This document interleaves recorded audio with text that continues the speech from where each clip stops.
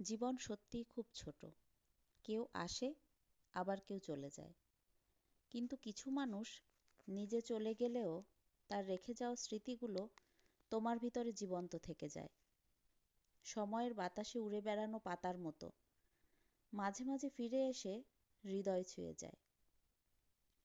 আমার জীবনেও এমন একজন ছিল, অদ্ভুত স্বভাবের। জোরে কথা বলতো, কাউকে ভয় করত না। কোনো মানুষকেই সে ভয় পেত না। সত্যি বলতে, তার রাগ, তার আওয়াজ, তার লড়াই সবই ছিল তার নিজের মতো করে বাঁচার প্রকাশ।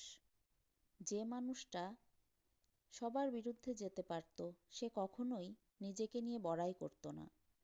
নিজের ভালো দিকগুলো তুলে ধরার বদলে সে বরং অন্যকে আগলে রাখত, নীরবে, নির্ভরতার মতো। আর আমার জীবনে সে ছিল সবচেয়ে অবাক করা আশীর্বাদ।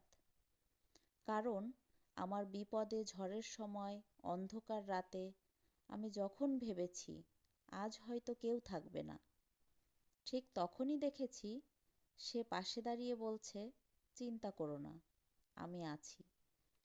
আমি ভুল করলে হয়তো রাগ করার কথা ছিল, কিন্তু সে বলতো, এটা তোমার দোষ না, আমার দোষ।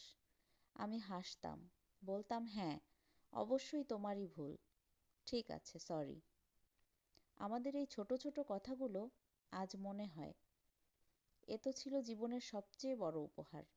কিন্তু জানো, সব গল্পের মতো আমাদের গল্পটাও শেষ হয়ে গেল।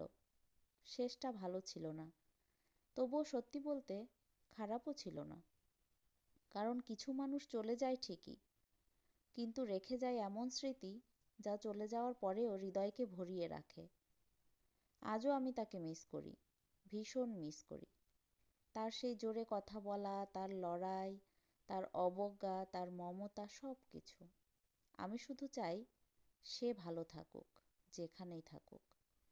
কারণ কিছু মানুষকে ভালোবাসা মানে তাদের নিজের মতো করে থাকতে দেওয়া, শান্তিতে, দূরে, তবুও হৃদয়ের খুব কাছে।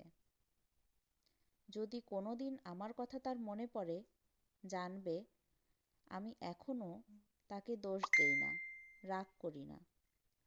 শুধু একটা কথা বলতে চাই, be well, I swear to God I miss you. আজ যখন ফিরে তাকাই, মনটা হঠাৎ থেমে যায়। কারণ সে আর নেই, তার সেই আওয়াজ নেই, তার রাগ নেই, তার জেদ নেই, তার সেই তোমার দোষ না, আমার